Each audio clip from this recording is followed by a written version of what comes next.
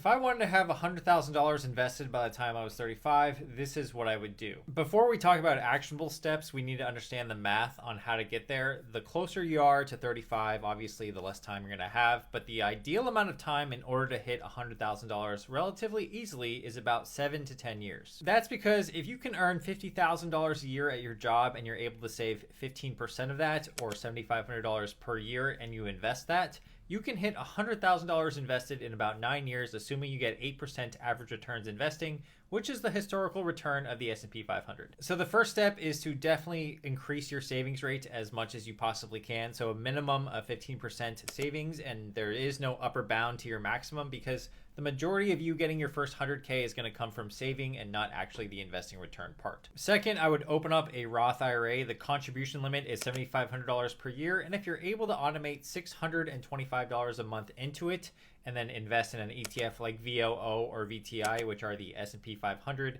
and total market ETFs respectively, not only will you hit that $100,000, but any investment gains in your Roth IRA are going to be tax-free later on too. And third, I would stay away from any high interest rate debt, because any debt that has an interest rate higher than 8 to 10% means that your dollars, in order to be the most financially optimal, need to be prioritized towards that debt. And if they're doing that, then they aren't prioritized towards you growing your $100,000. I hope this helps, and let me know any questions you have in the comments.